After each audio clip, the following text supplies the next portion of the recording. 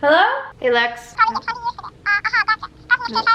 Size 4? I don't know. Oh, sorry, I don't want to interrupt, but that reminds me, what was that, what's that movie you've been talking about? Like, you have it all over your Instagram stories. I don't know, it's like life-changing. It's something about vegan, and I think Arnold was in it. Okay. Yeah, no. Okay, thank you. Where to watch Game Changer?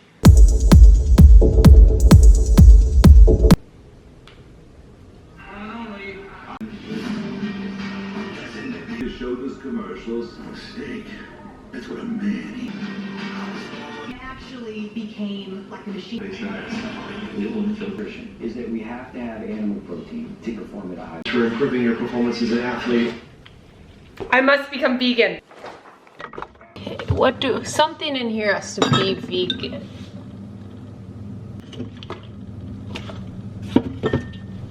This can go, this can go, this can stay.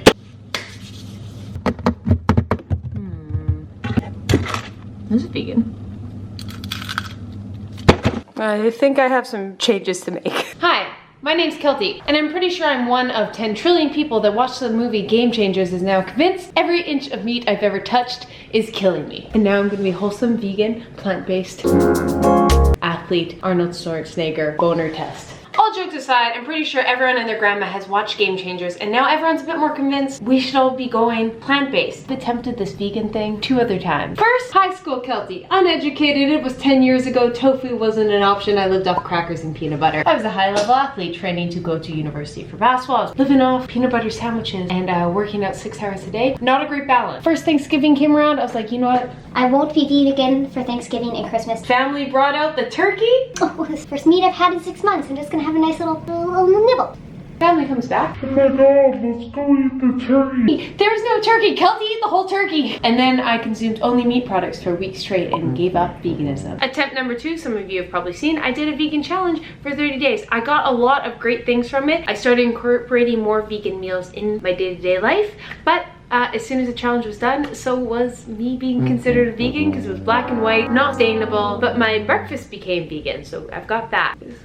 A part of me has always wanted to go in that direction. I've never really been motivated because I'm a very healthy individual. Enjoy the food I eat a well-balanced diet. There's never been real motivation to make this change and cut out things I love. But there's been a growing concern, and I'm sure we all feel it. I've been aware of pollution and climate change for so many years, but it's becoming so much more noticeable. It is the middle of January. I live in Toronto. Yeah, the Arctic. There is no snow. There's the fires just in Australia. And it's just kind of getting to the point where I'm like, we need to make change. In terms of my carbon footprint, I have a very small one naturally. I walk everywhere, I don't drive. I have something called the Capsule wardrobe. I am 2 years fast fashion free. My skincare is always cruelty free. I've transitioned into, but the one big thing is my traveling this year. All my loved ones live around the world. Europe, Vancouver, Edmonton, and this year I was on an airplane pretty much twice a month. My travel is been a lot, which is great and it fuels me and I love it and love seeing my loved ones in the world, but unfortunately that really increases my carbon footprint. So one thing I wanted to do was start this year with taking the principles of Game Changers, their meal plan,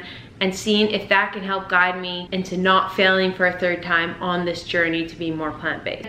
Here was the premise and what I followed for the last week on this Game Changer meal plan. There's 3 core principles. First, animal protein versus plant protein. The moral of the story is there's no animal product. Whole versus refined. So the idea is to move for more whole foods that are minimally processed, local versus refined. And the 3rd, all or something, which I'll touch base on at the end. And then they also have a meal plan, which I liked. I don't believe in strict meal plans. I did like having just a guidance, and so I could kind of have some ideas so it wasn't so overwhelming. Breakfast, option 1 is oatmeal, option 2 is toast and bagel, which you can add tempeh, bacon, nut. They have option 3, which is a breakfast scramble, tofu, plant-based eggs, tempeh, plant-based sausage, veggies. Option 4 is a protein smoothie.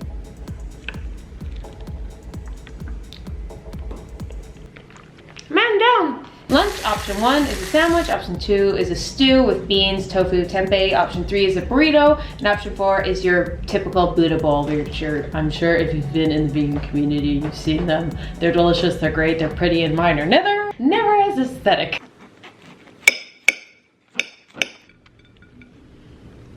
Bread makes me so happy. Only rule for 2020 is no challenges not involving bread. I don't make the rules. Yes, I do. That's the fun part.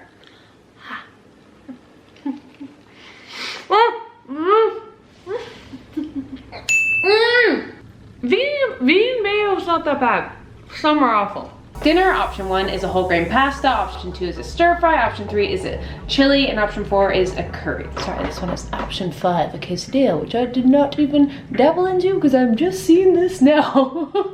Well, there's that. Vegan pasta, so we got a black bean pasta. This looks like death. This looks like a Halloween decoration. Like some brew you would scare children with. It looks really unappealing, but I have hope.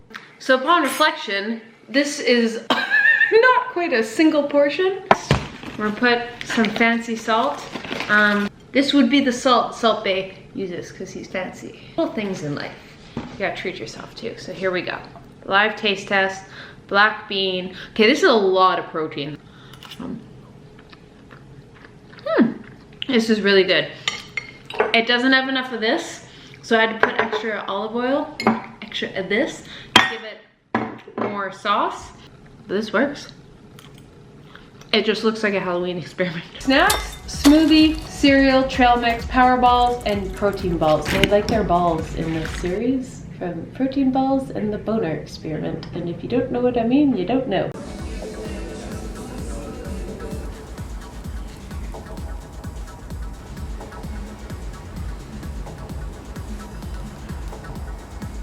And sweet tooth, fudge brownies, and chocolate ice cream.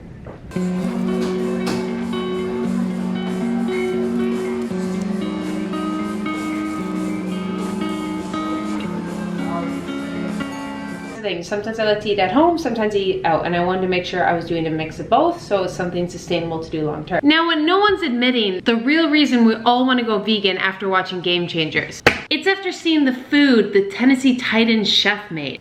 We talking vegan mac and cheese, mashed potatoes. These guys are thriving off vegan comfort food and I'm here for it. I'm gonna make it, kinda not, I don't know what I'm doing. I know how to make a good mac and cheese. I know how to make comfort food. Vegan, healthy comfort food. Yeah, never done that. For you guys, I went above and beyond and hired a chef. By a chef, I meant I hired HelloFresh. We're doing a satay tofu. Ooh. Whatcha?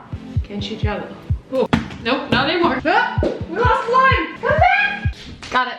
They went with her because they had no time to make their own food like that, just like HelloFresh, which saves you time. It cuts out the stress of meal planning and prepping, so you can enjoy cooking a meal with your families and friends, or if you're lonely like me by yourself. They usually take 30 minutes and they have some quicker options that take 20 minutes. It's sustainable, which is kind of the premise of this challenge. HelloFresh's carbon footprint is 25% less than store-bought grocery meals. And fourth, it's flexible and fits your lifestyle. You can add extra meals to your lunch and weekly order. Throw in some yummy sides like cookie dough, because everyone deserves more cookie dough. HelloFresh is now $5.66 per serving. Speaking of money, to save you guys bills, go to HelloFresh.com and use my code Keltie10 to be a part of their New Year's sale and receive 10 free meals, included free shipping. Thank you HelloFresh for sponsoring this video and encouraging me to eat more than sandwiches. Can I have a humble brag that I've somehow convinced the internet to give me an excuse to just eat food? I'm eating food on the internet and it's sponsored. I am thriving. This I should have cut. Lady in the Tramp style.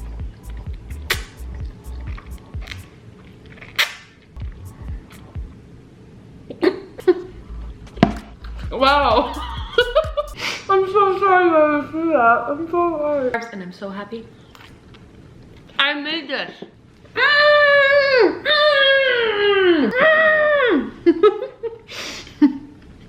A couple things I want from being vegan and I wanted from this challenge.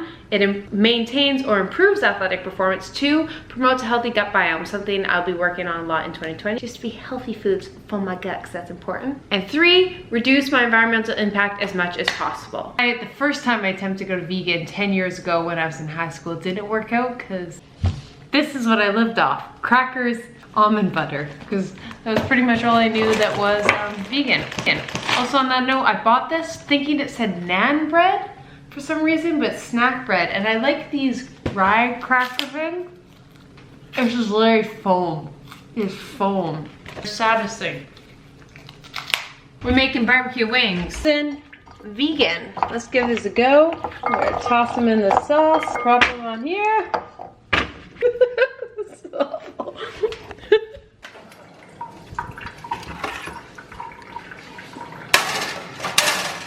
Cook.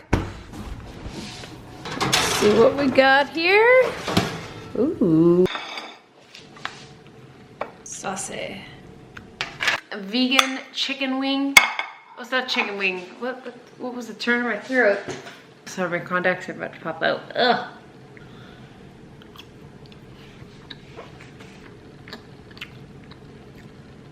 Yep. And the more I eat it, the more it tastes like chicken wings. I really like these. I'm happy, content, late night snack, mission accomplished. Another core concept they talk a lot about is protein. Oh, the biggest debate in the vegan world and diet world, and oh my god, protein, chicken, tempeh. I don't know why I sing. I'm so sorry I'm like this sometimes. What they talk about is cutting out the middleman. Watch the movie, but pretty much what they're saying, there's a plant. The cow eats the plant. The cow processes the plant into itself. We eat the cow. And the idea is we just cut out the middleman. There's just no cow. We just eat the protein from the plant. That's the idea. If you believe it or not, I'll let you. Joe Rogan talks about it. Other people talk about it. I don't got time for that, guys. We're getting to the points here. Science is important. And the other idea is the protein package. So the idea is protein you get from plants comes with more nutrients because it comes with fiber and nutrients. Now, typically, protein only comes with, you know, protein, fat. I will say, right and wrong, it doesn't come with like vitamin A, vitamin C, but it does come with iron and stuff like that. Just saying, just saying.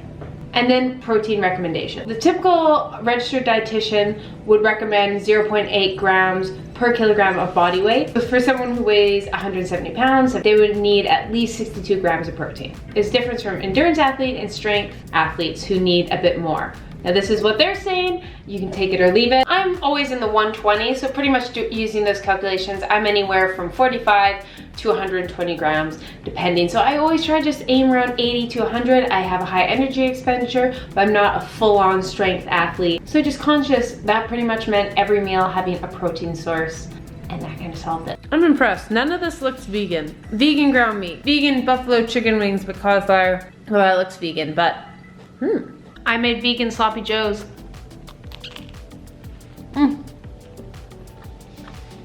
Yep. I took the ground vegan meat, put in some like marinara sauce, some sweetener, bread, olive oil, we're good. Speaking of RD recommendations, I'm not a registered dietitian. My experience, my journey. So I decided to ask Abby from Abby's Kitchen what her thoughts are as a registered dietitian.